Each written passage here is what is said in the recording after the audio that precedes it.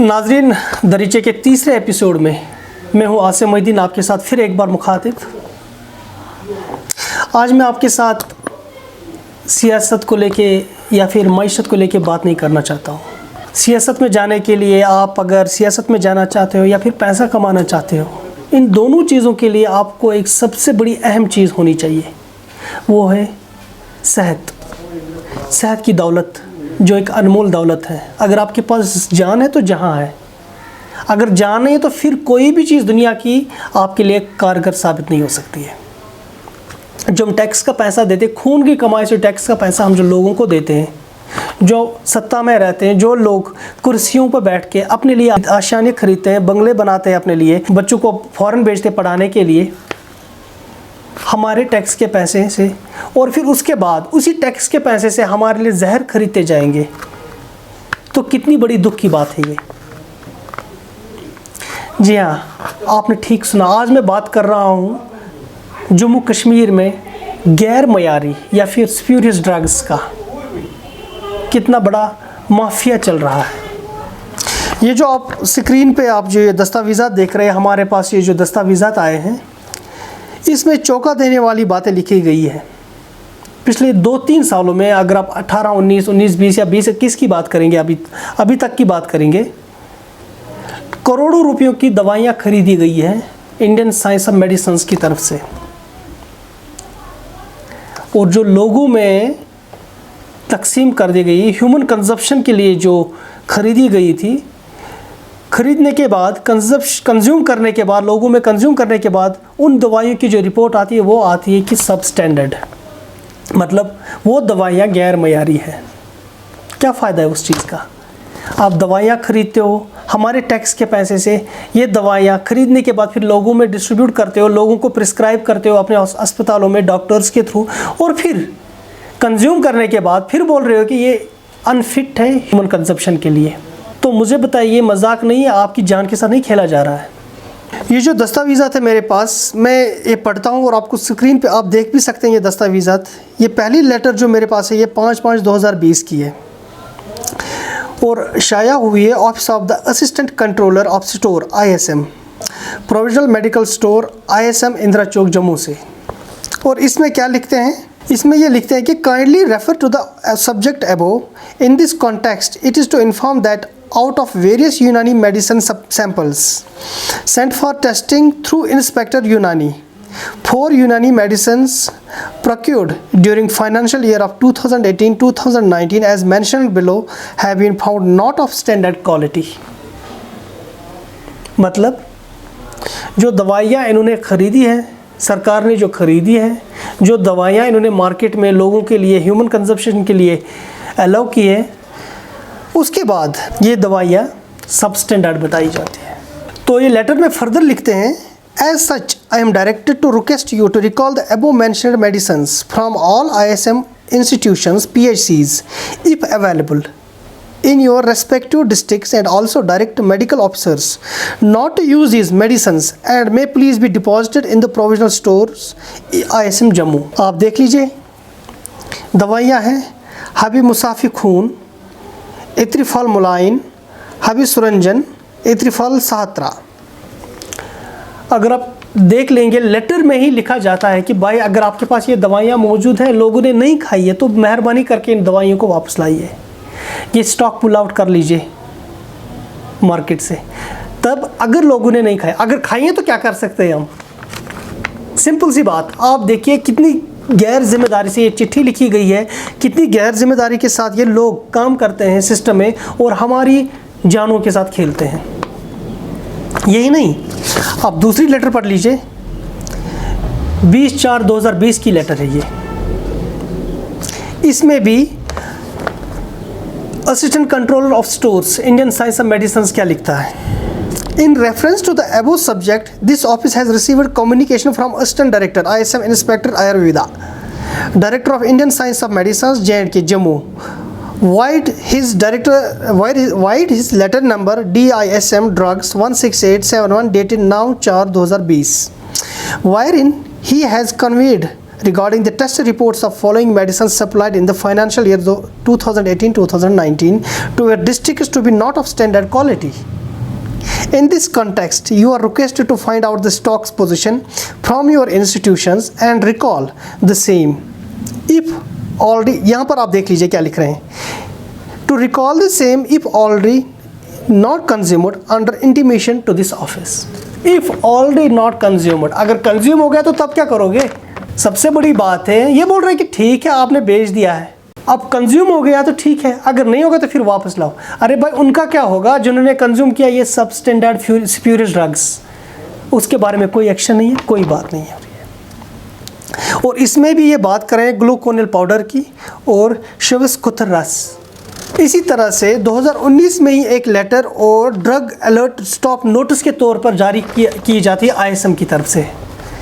South Kashmir में 5 drugs ऐसी भेजी जाती है जो अकॉर्डिंग टू ISM लेटर ये पता चलता है कि ये ह्यूमन कंजप्शन के लिए बिल्कुल भी ठीक नहीं है. तो उस वक्त ड्रग अलर्ट नोटिस जारी किया जाता है साउथ कश्मीर में, भाई ये सारी दवाइयाँ वापस लाओ. इसमें सबसे इम्पॉर्टेंट बात है, मेरा सवाल सबसे बड़ा यही है, अगर ये ISM Indian science of medicine दवाइयाँ खरीदता है तो इसका सैम्पलिंग पहले क्यों नहीं होता है, इसकी टेस्टिंग पहले क्यों नहीं होती ह्यूमन कंजप्शन से पहले? आप पहले लोगों को खिलाते हो ये दवाइयाँ, उनके टैक्स के पैसे से उनको ये दवाइयाँ खिलाई जाती है, उसके बाद फिर आप उनको बोलते हो कि भाई अगर ये दवाइयाँ मौजूद है मार्केट में, क्योंकि हमने सैम्पलिंग अब इसकी कर ली, उस सैम्पलिंग में हमें ये पता चला ये दवाइयाँ ह्यूमन कंजप्शन के लिए ठीक नहीं है. और आपको मैं बताते चलूँ ये जो दवाइयाँ हैं सारी की सारी बहुत ही सीरियस दवाइयाँ हैं. ये दवाइयाँ स्किन डिसऑर्डर के लिए यूज़ होती है, कॉन्स्टिपेशन के लिए यूज़ होती है, पेन किलर है और ब्लड प्यूरिफिकेशन के लिए भी यूज़ होती है. और जो डायबिटिक पेशेंट्स हैं उनके लिए भी ये दवाइयाँ प्रिस्क्राइब की जाती है. जो क्रॉनिक एलिमेंट्स हैं, जो क्रॉनिक एलिमेंट्स है और जो लोग हज़ारों लोग जो पिछले, अगर आप देख लेंगे पिछले एक दहाई या ज़्यादा अरसे से एक ट्रेंड बन चुका है कि लोग एलोपैथी को छोड़ के होम्योपैथी या फिर आयुर्वेदिक की तरफ रुख कर रहे हैं. उनका ये विश्वास है कि जो ये दवाइयाँ हैं इनमें साइड इफ़ेक्ट्स नहीं है या फिर बहुत कम है इंस्टेड ऑफ एलोपैथिक. लेकिन इस उम्मीद के साथ जब वो लोग आपके अस्पताल में आ जाते हैं, वहाँ पर डॉक्टर उसको वो ड्रग्स प्रिस्क्राइब करता है जो ऑलरेडी सब स्टैंडर्ड है या फिर स्प्यूरियस है, तो उसका क्या हश्र होगा, क्या हाल होगा उसका? उसकी उम्मीदें क्या है इस सिस्टम के साथ, इस सरकार के साथ, जो इन चीज़ों को बिल्कुल सीरियस नहीं लेती है? सबसे अहम बात यह है कि आप पहले मुझे बताइए, जब आप ये ड्रग्स लाते हो, स्टॉक लाने के बाद आप इसको गोडाउन में क्यों नहीं रखते हो, स्टोर्स में क्यों नहीं रखते हो, और फिर एक रैंडम सैम्पलिंग करने के बाद मार्केट में बेच देते हो? आप पहले ड्रग्स खरीदते हो, उसके बाद मार्केट में ह्यूमन कंजप्शन के लिए बेच देते हो, तो फिर उसके बाद जब 60, 70, 80% जो ड्रग्स जो होते हैं वो कंज्यूम हो जाते हैं, और फिर उसके बाद आप इसकी सैम्पलिंग करवाते हो. उस सैम्पलिंग में जब वो सब स्टैंडर्ड या सुपीरियर ड्रग माना जाता है तो फिर आप बोलते हैं कि भाई लोगों को मत दे दो. क्यों नहीं देंगे? क्योंकि ये सुपीरियर या सब स्टैंडर्ड ड्रग है. That means the drug that is not fit for human consumption is already being consumed by the human beings. तो मेरी एक डॉक्टर से बात हुई थी जो एक्सपर्ट है इस मामले में, तो मैंने जब उनसे बात की तो उन्होंने बोला कि इसका बहुत बड़ा इम्पैक्ट रहता है अगर आप सब स्टैंडर्ड या सुपीरियर ड्रग्स लेते हो. उससे लॉन्ग टर्म में जो लाइफ में जो आपके जो इम्पैक्ट्स होते हैं वो बहुत ही ड्रेडफुल और फेयरफुल होते हैं. फॉर एग्ज़ाम्पल, आप किसी पर्टिकुलर डिजीज़ के लिए, किसी पर्टिकुलर एलिमेंट के लिए जब कोई ड्रग्स लेते हो, उसमें क्या होता है कि आप एक्सपेक्ट करते हो कि जो डिजीज़ होती है, जो एलिमेंट होता है उसका क्योर हो जाए, वो ठीक हो जाए. लेकिन अगर आप सब स्टैंडर्ड या फिर सुपीरियर ड्रग्स लेते हो, as per the experts it is a very dangerous. तो आपकी जो बॉडी के दूसरे पार्ट्स जो होते हैं वो इसमें इन्वॉल्व हो जाते हैं. दैट मीन्स अगर आप डायबिटिक के पेशेंट हैं तो आपका ब्लड प्रेशर का भी चक्कर बन जाता है, फिर तो आपको स्टोमक की प्रॉब्लम भी हो सकती है, फिर किडनी की प्रॉब्लम भी हो सकती है. So that means it is involving you in at multiple level. बहुत सारी लेवल्स पे आपको ये इफ़ेक्ट करता है, आपकी सेहत को इफ़ेक्ट करता है। जो हमारे जो बाबूज जो बैठे हैं ऊपर, जो हमारे लोग जो ऊपर बैठे हैं, सत्ता में बैठे हैं, हमारे टैक्स के पैसे से, उनको बिल्कुल भी, उनके दिमाग को बिल्कुल भी ये इफ़ेक्ट नहीं करता है। लगभग जो मेरी इन्फॉर्मेशन है, जो मैंने ये डॉक्यूमेंट्स अवेल करने के बाद जो मुझे पता चला, लगभग 5 से 6 करोड़ रुपयों का कारोबार हो चुका है ये दवाइयाँ ख़रीदने में पिछले 2 से 3 साल के दरमियान। अगर सरकारी आदाद व शुमार को हम ले लेंगे, 10 से 20 लाख लोग ये दवाइयाँ खा चुके हैं। उनमें बहुत सारे ऐसे लोग हैं जो ऑलरेडी क्रॉनिक एलिमेंट्स के शिकार हैं।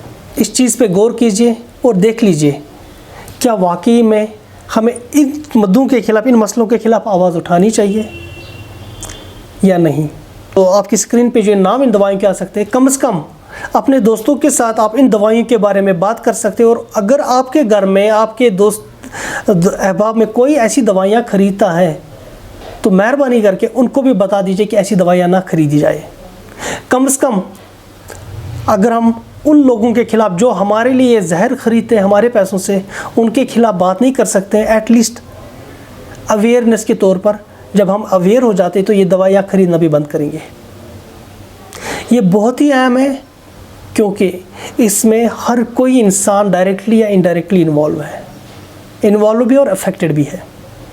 तो मेहरबानी करके आप ये दवाइयों के नाम पढ़ लीजिए अपनी स्क्रीन पे और फिर देख लीजिए अपने घर में, अपने दोस्तों अहबाब में कोई ऐसा बंदा हो जो इस तरह की दवाइयाँ ख़रीदता है। क्योंकि हमारे पास जो ऑथेंटिक क्रेडिबल रिपोर्ट है, उस रिपोर्ट के मुताबिक सरकार ये कह रही है कि ये दवाइयाँ सब स्टैंडर्ड हैं और ये लोगों के खाने के काबिल नहीं है।